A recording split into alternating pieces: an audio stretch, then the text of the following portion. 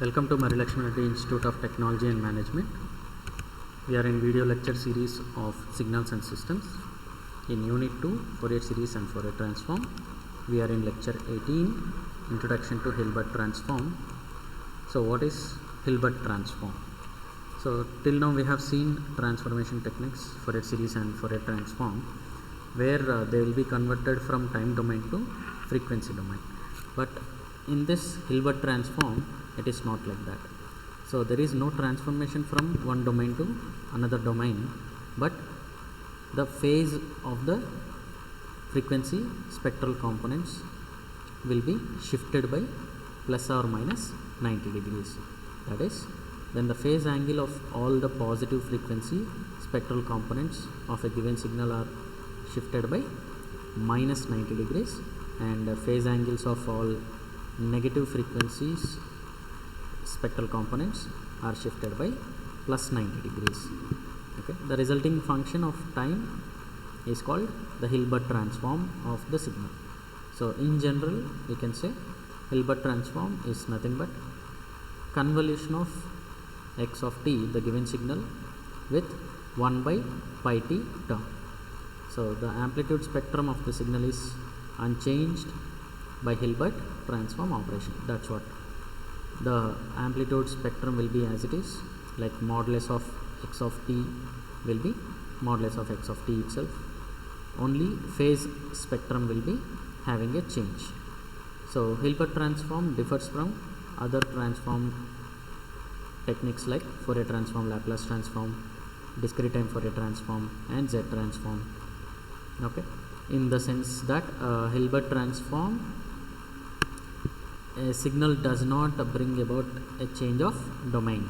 So time domain will be as it is in time domain itself. So there is no change in domain. Okay, time domain is not converted to frequency domain. It is in time domain itself. The Hilbert transformed signal is also a time domain signal. Okay, so if you consider x of t and its Fourier transform is x of omega, capital X of omega, the Hilbert transform is denoted with x cap of t.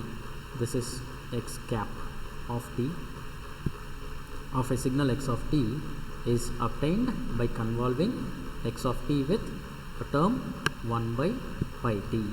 So that is x cap of t equals to x of t convolution 1 by pi t. Then x cap of t can be written as, using convolution formula, 1 by pi is constant, can be taken out. So what is convolution of x of t in 1 by t is x of tau divided by t minus tau d tau. So 1 by t term is shifted by t units by converting t into tau. Okay, integral minus infinity to infinity x of tau into 1 by t minus tau d tau. Or you can keep t as it is, and x of t if you shift, so we can write it as x of t minus tau divided by tau into d tau. So 1 by pi is constant as it is. So convolution, keeping one term as it is and another term, shift it and multiply it. So that is convolution. So you can write either this way, in the first way like this, or in this way. So this clearly shows that Hilbert transform operation of x of t is a linear operation. It is not any other operation like transform. It is not having any transformation. It is just linear, just shifting and multiplying. That's it. So the above definition of Hilbert transform is applicable to all signals that are Fourier transformable. All the signals whichever you can do Fourier transform can be done for Hilbert transform also. If you need x cap of t, you can just do the convolution of the given signal with 1 by pi t. Now coming to inverse Hilbert transform, the original signal has to be recovered back, right? So x of t can be recovered from x cap of t by using the formula x of t equals to minus 1 by pi integral minus infinity to infinity x cap of tau divided by t minus tau d tau. Almost same, only thing is minus is extra, and you need to take Hilbert transformed signal, and that is x cap of t tau divided by the t signal is shifted by some units, that is after converting t to tau you shift it to t units, t minus tau. Okay, so simple. So the functions x of t and x cap of t are said to be Hilbert transform pair. Okay, if x of t Hilbert transform gives x cap of t, x cap of t inverse Hilbert transform gives x of t. So that's why they two, x of t and x cap of t, are said to be Hilbert transform pair. So from the definition of Hilbert transform, x cap of t can be interpreted as the convolution of x of t with the time function 1 by pi t. Okay, so from the convolution property of Fourier transform, so what is convolution property of Fourier transform? Convolution in one domain will be equal to multiplication in another domain. So the convolution of two functions in time domain is transformed into multiplication of their individual Fourier transforms in the frequency domain. Okay, x1 of t star x2 of t gives Fourier transform gives x1 of omega into x2 of omega. We all know that.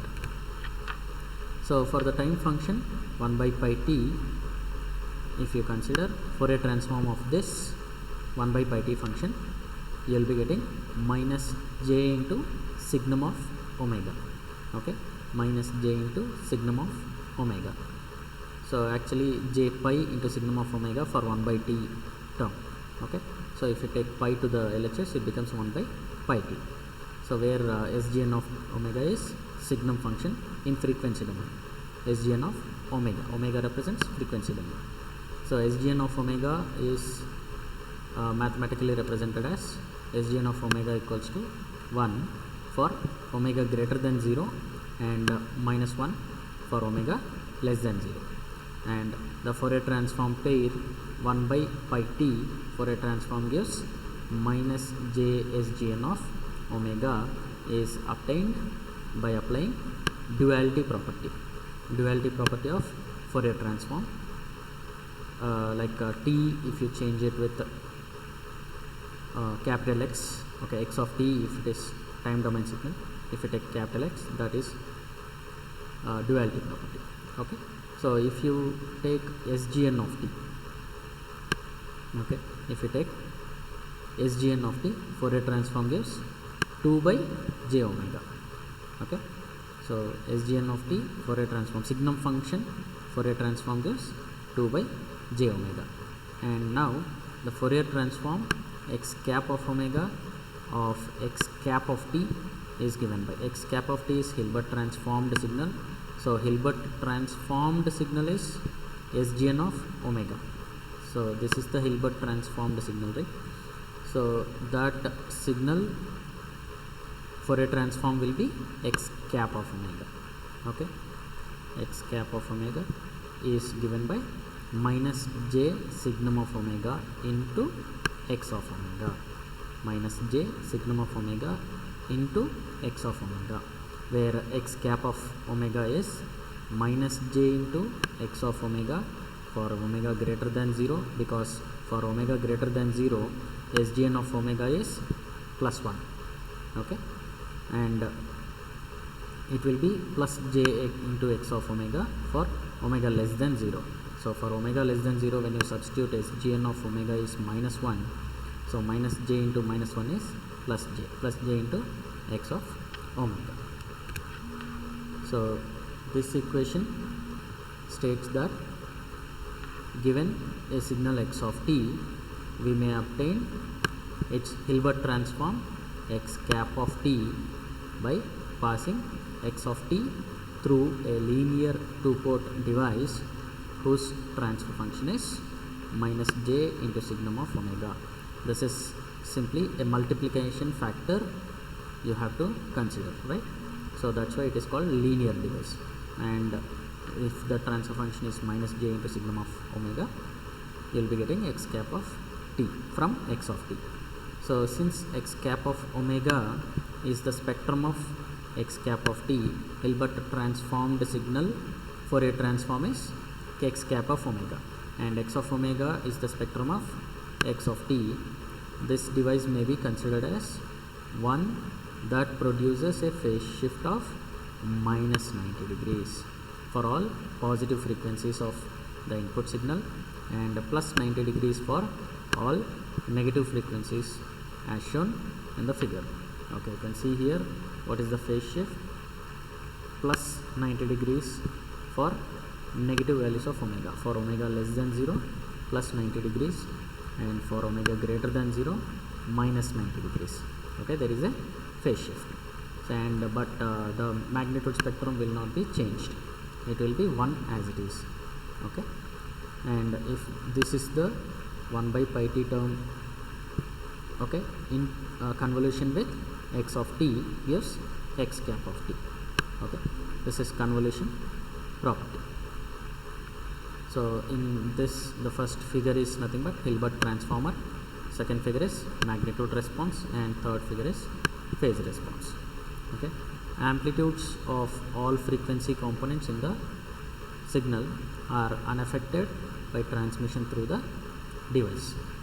So all the frequency components, that is omega for greater than 0 and less than 0, magnitudes are not affected. That means capital X cap of omega magnitude is magnitude of x of omega itself, no change. Okay, such an ideal device is called Hilbert transformer. So this is no change in amplitude, therefore it is called Hilbert transformer. The Hilbert transformer may be viewed as an ideal all pass 90 degrees phase shifter. All pass means it will allow all the frequencies. Okay, but there is a phase shift. In coming to phase, there is a shift in phase by 90 degrees. Plus 90 is becoming minus 90, minus 90 is becoming for positive frequencies having minus 90 degrees, and the negative frequencies are having plus 90 degrees. So that is why it is called as phase shifter. So it is non-causal and hence is not physically realizable. So when can we say it is causal?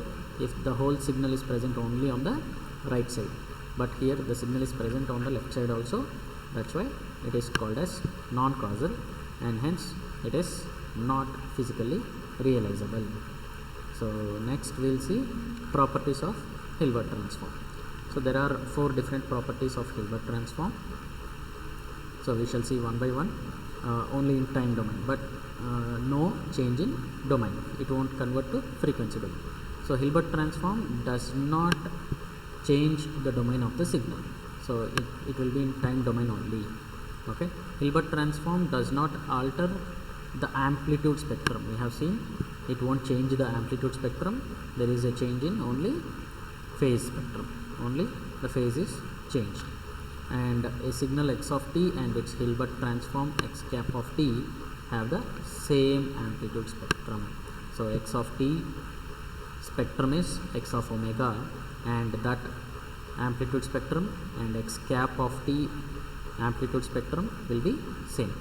They have the same energy density spectrum and autocorrelation function. There is no change in the spectrums. Then third property is a signal x of t and its Hilbert transform x cap of t are orthogonal to each other. If you multiply them and integrate, that should be equal to 0. Then we can say x of t and x cap of t are orthogonal to each other. So we have seen in orthogonality concept. So if you want to prove 2 signals to be orthogonal to each other, you have to consider integral minus infinity to infinity x of t into x cap of t dt. If it is becoming 0, then we can say the given signals are orthogonal to each other. So the fourth and the last property is, if x cap of t, that is Hilbert transformed signal, is the Hilbert transform of x of t, then the Hilbert transform of x cap of t. So if you are doing once again Hilbert transform for Hilbert transformed signal, then you will be getting minus x of t. So we will see proofs one by one for these properties. So first property, anyway, you can directly say like it is not changing its domain because the given signal x of t and Hilbert transform of x of t is x cap of t, which is obtained by convolution by convolution of x of t and 1 by pi t. So x cap of t is also in time domain. So it proves that Hilbert transform does not change the domain of the signal. So even x of t and x cap of t are both in time domain, therefore there is no change in the domain of the signal. Okay, so Hilbert transform does not alter the amplitude spectrum of the signal, right? So we all know what is Fourier transform of x cap of t is x cap of omega. So x cap of omega is nothing but minus j into sgn of omega into x of omega, where magnitude, when you consider magnitude of minus j into signum of omega is also 1. Signum function will be 1. So 1 for omega greater than 0 and minus 1 for omega less than 0. So these two are almost same. So when you consider magnitude, so when you take magnitude, minus also becomes plus, right? So it will be, you can rewrite this as j signum of omega. So when you write j signum of omega, it is nothing but modulus of x cap of omega, and x modulus of x of omega is also j into signum of omega. Both are same. So therefore there is no change in the amplitude spectrum of the signal. So this proves that x of t and x cap of t have the same amplitude spectrum. That is, Hilbert transform does not alter the amplitude spectrum of the signal. Okay, it automatically follows that x of t and x cap of t have the same energy density function and same autocorrelation function. So when you consider energy density spectrum, that is x of omega, and take square of it, magnitude and square, it will be same as x cap of omega, magnitude and square. Okay, so if the signal x of t is band limited, okay, if it is limited to certain frequencies, then its Hilbert transform x cap of t is also band limited. So it will, x cap of t also will be coming for only certain frequencies where you are limiting the frequencies for. Okay, so then coming to third property, x of t and its Hilbert transform x cap of t are orthogonal to each other. So let us prove this orthogonality condition by taking orthogonality condition. So integral minus infinity to infinity x of t into x cap of t dt should be equal to 0. So we all know that as per Rayleigh's energy theorem, integral minus infinity to infinity x of t into x cap of t dt can be written as integral minus infinity to infinity x of t into x cap star of t dt. So here x cap star is complex conjugate of x cap of t. Okay, so 1 by 2 pi. So when you replace x of t with inverse Fourier transform formula, okay, and x cap of t also with inverse Hilbert transform.